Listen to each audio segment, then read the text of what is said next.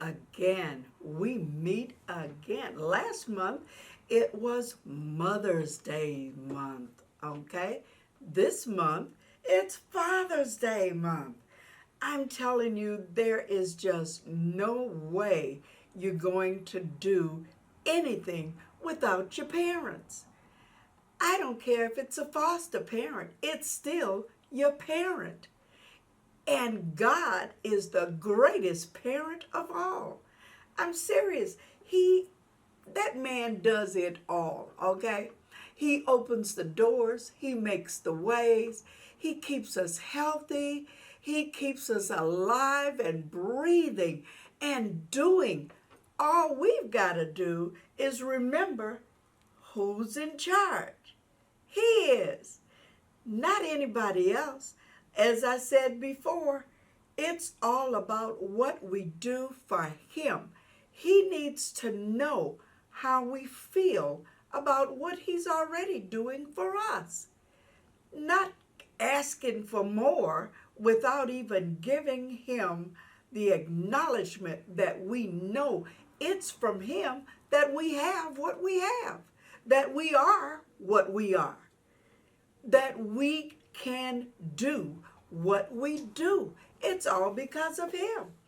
Now, this leads right into another song that I've got coming out, but that's a whole nother story. Right now, we're defining who God is and what he does for us. And then in turn, what did we do for him? For waking us up this morning, what did we do? Did we tell anybody about his goodness and his grace, his mercy, his love? Did we tell anybody about what he did for us? How we slept through the night, didn't even hear what was going on next door, down the street, across the city, until we looked at it on the news or heard about it through a phone call. This is what we have to do. We have to be about his business. His business is telling of his goodness. That's our job. He left us in charge of that. Are you going to keep getting paid and not do the work? Especially since it's such easy work.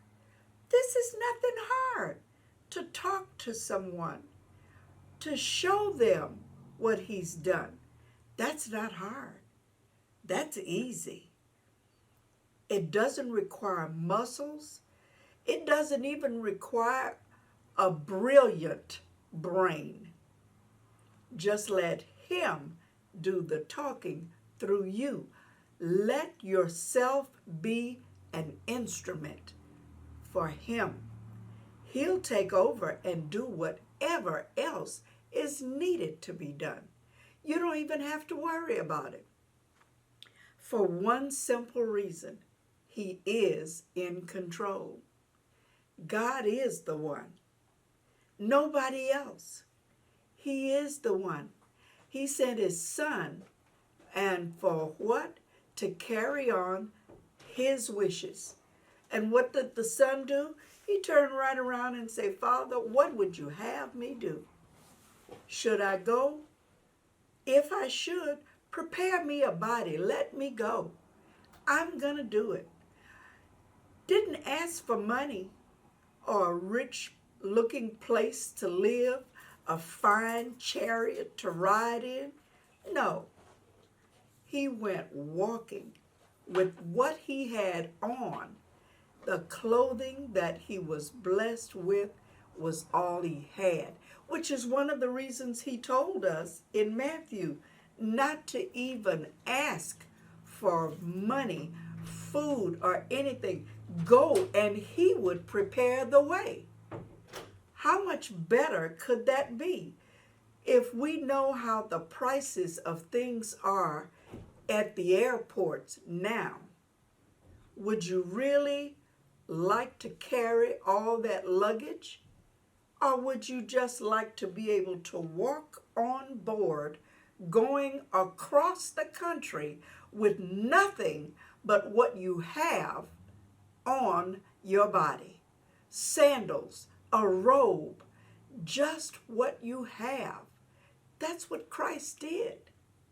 And he sent these messengers out. His disciples were sent out in twos, but they were not to carry any bags, not a purse with money in it, no luggage with clothes in it. Everything that they were going to need, he would provide. And he did. All the way, everywhere they went. If the door was not open in one spot, it was open somewhere else. And they were able to sit to a table of food. They were able to sleep in a soft place. They were able to wake up and not have any fears whatsoever, because the sun would have risen just as the moon had set. Everything would be just fine. It didn't make any difference. He didn't have to call for a cab to pick him up. The chariots would be there. The donkeys, whatever they needed, it was there. A house to stay in, it was there. Someone to cook the food for him, it is there. He already said it. He would provide for our needs. We don't have to ask, but it's so much better when you do. You don't have to, because he knows what you have need of even before you speak it. But when you speak it and he hears you speaking it to him, that's acknowledging his place. He loves it. Now, we have to figure out how we're going to define him. He's everything. No doubt about it. He's everything. He's everyone. He's all that we need. I know I started this little song before. It's an old one, and it just goes with, all that I need is in Jesus. He satisfies. Joy he supplies. Life would be worthless without him. All things in Jesus I've found. That is an old hymn, and it's so true. All that we need is in Jesus. He satisfies, not just provides. He satisfies all our needs. And joy he supplies. So it makes no difference what you're going through. You're going to be happy while you're going through it. You're going to be joyous because you're not going to feel the pain, the sorrow, the sadness, the headache. You're not going to feel the disappointment like other folks walking around with their heads hung down. He's not going to let you have to do that. Even though you lost a mother or a child, a car, a home, you're still going to be able to walk with your head up and a smile on your face because you know you've got a better place. He's prepared a mansion with your name on it. He has the place for you. You're not sick because by his stripes, you're healed. All you've got to do is live for him. Be the instrument that he needs. That's all he wants from us. He's not asking for toil and sweat for us to be able to reap the benefit. No. He's asking for you to witness everywhere, anytime, to anybody. Makes no difference who it is, whether it be Protestant, Jew, Catholic, Baptist, doesn't matter. Witness for him, because whatever religious affiliation you have, he's the same. There is no difference. I don't care what you call him. You can call him Yahweh. You can call him Messiah. Call him provider and healer, way maker, heart fixer. Call him what you will, Savior, deliverer. He is the same to each and every one who wants it. All they've got to do is call him. They call him, a Catholic can call him as a healer because he healed them. Presbyterian can call him as a savior because he saved. Lutheran can call him as a provider because he provided. He opens doors. He makes the way. Jews call him because, yes, he gives. He provides. He heals. He sustains. He makes ways. He delivers. And we know he does all of this because he's done it for us. When it comes to a job, we know where to go if we listen to what he tells us. We know what to say if we listen to what he tells us. We know how to dress and represent ourselves for the job that's open, and know with assurance that if that place is on the up and up, we're walking out with the job. No question about it.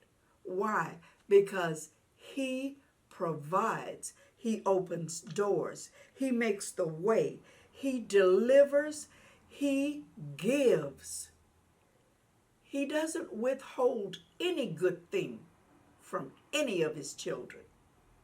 Why? He is the Father of us all. What more could we want from a father? He does everything. I can tell you of a fact for one simple reason.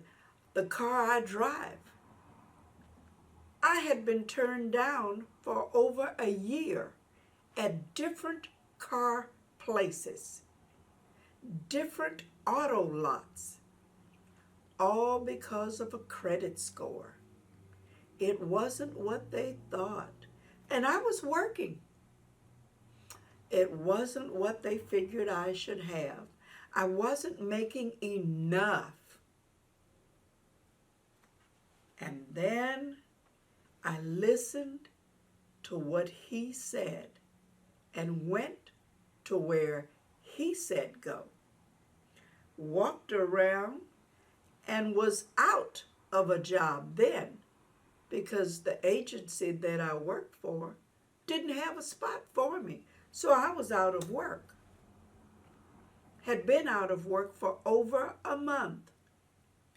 Then 2 months go by, still no job. That was February, then March. April, I'm looking for a car.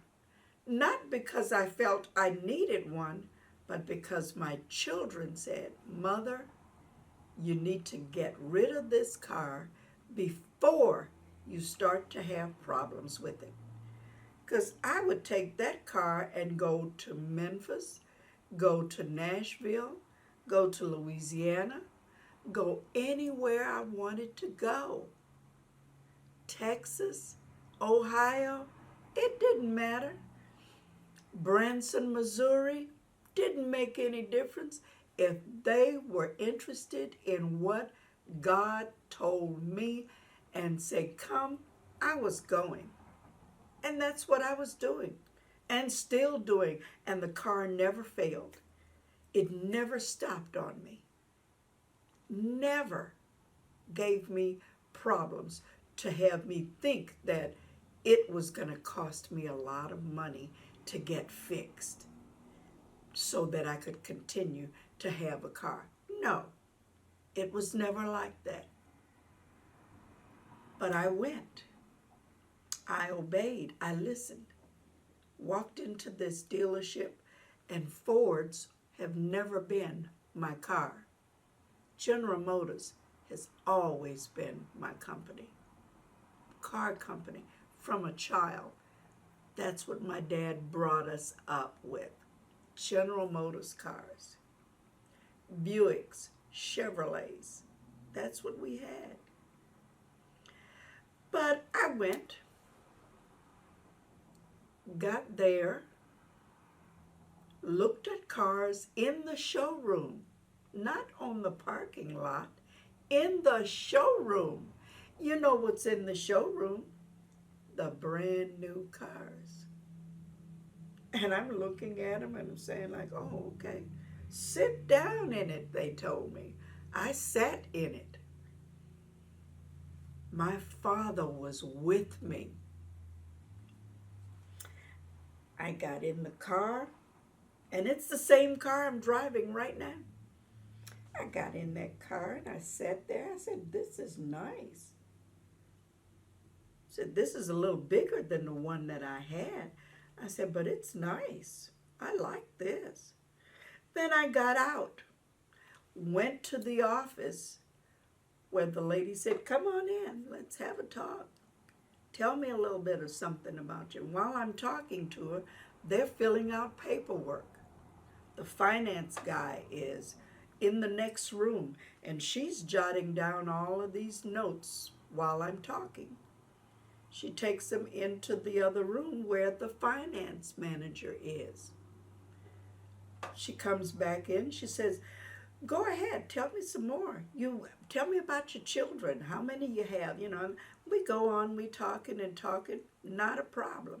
And what you do, and not a problem. Where you working now? Well, I'm not working right now. I'm in between jobs.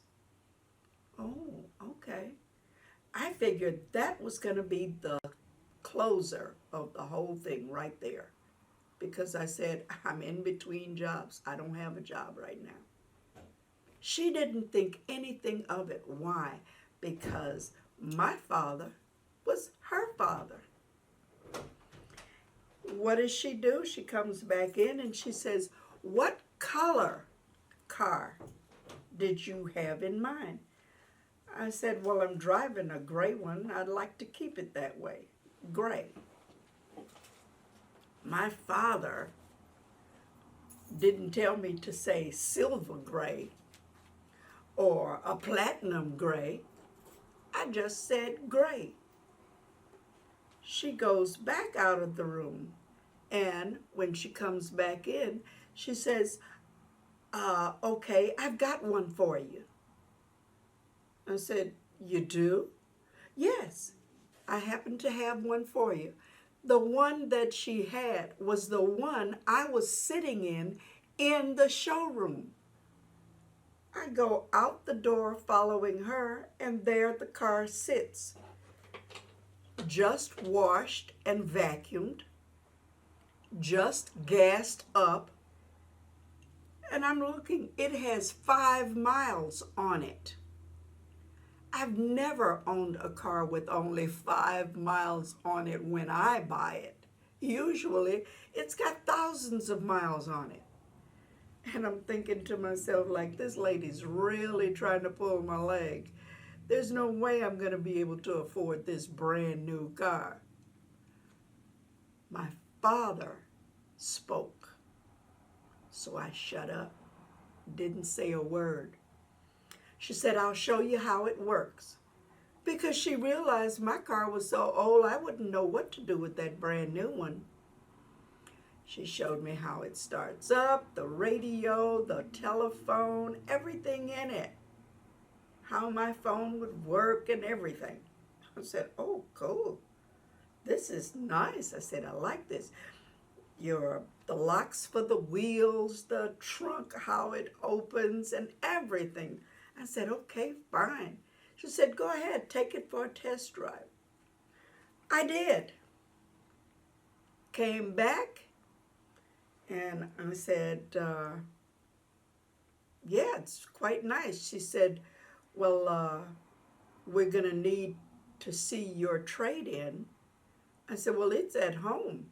My girlfriend, my sister, she brought me. I said, so my car is at home. I can bring it in. No problem, she says, bring it in. All because of my father. How many dealerships can you go to and not even be driving the car that you own? Don't have a title to it with you. Still, you looking to purchase a vehicle and use your previous vehicle as a trade-in. There aren't many. But if the Father has spoken, it's all worked out. I drove that car home and was to drive my car back to the dealership. And my sister was going to bring me back home. I go ahead, get in my car at home after I've driven the other new car home, and I drive it to the dealership. Get out of it, go in, and hand her the key and the title. They go out and can't get the car started. I said, I just drove that car here. There's nothing wrong with it. She said, it won't start. I go out there and I put the key in and I turn it, and nothing happens. I said, this is the first time that's ever happened to me. She said, don't worry about it. We'll go ahead and our man will fix it. We'll get it fixed up. How many times have you gone to a dealership with a car that did not work and were able to get a brand new one with only 5 miles on it, no down payment, and walk out? No job, walk out. That's what my father did. And then you wonder why we celebrate fathers.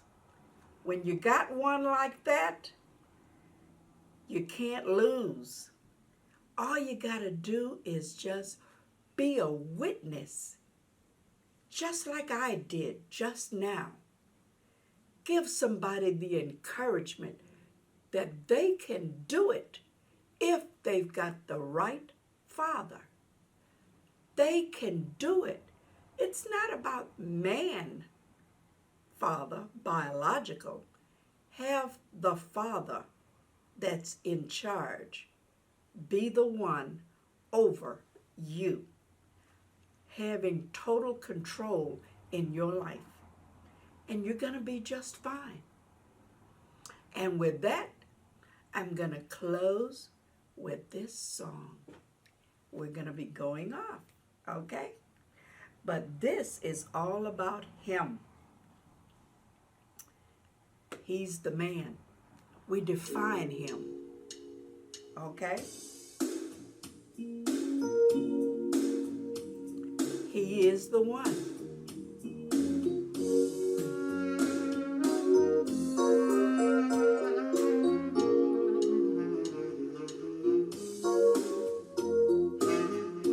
God is the only one for me. Nobody is greater or higher than he. Come sing with me, come rejoice his name. Give him the praise, your life won't be the same. He's the sun after the rain. He's the one to erase all the pain. He brings you through the night. He gives the blinded sight. He wakes you up for another day. Then he starts you on your way. He supplies all of your needs. So come and sing with me. He puts the clothes on your back. He keeps you healthy and intact. He lets you see all of your tomorrows and gets rid of all your sorrows.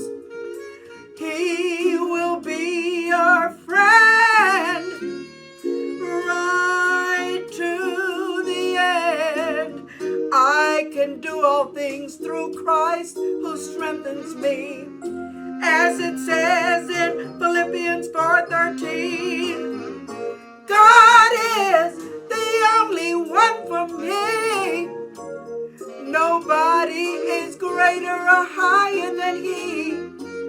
Come sing with me, come rejoice his name. Give him the praise, your life won't be the same. 'Cause when God says go, you've got to go. Don't hesitate, just go with the flow. He's got your back, and he'll see you through. So let's praise him, me and you. God is the only one for me. Nobody is greater or higher than he. Come sing with me, come rejoice his name. Give him the praise, your life won't be the same. God is the only one for me. Nobody is greater or higher than he. Come sing with me, come rejoice his name.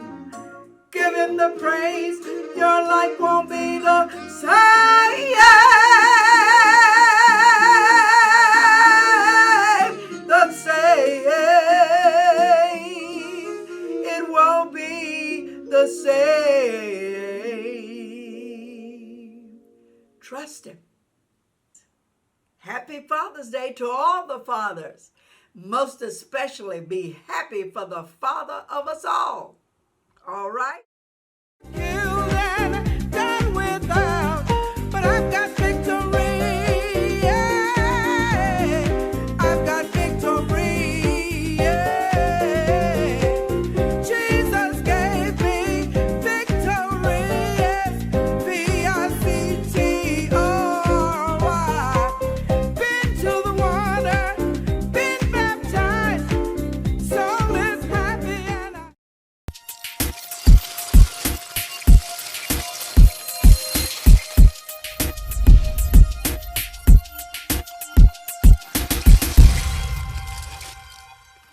What's up, everybody? This is your girl, Vicki Winans, and you're watching Bell Global Network. Hi, everybody.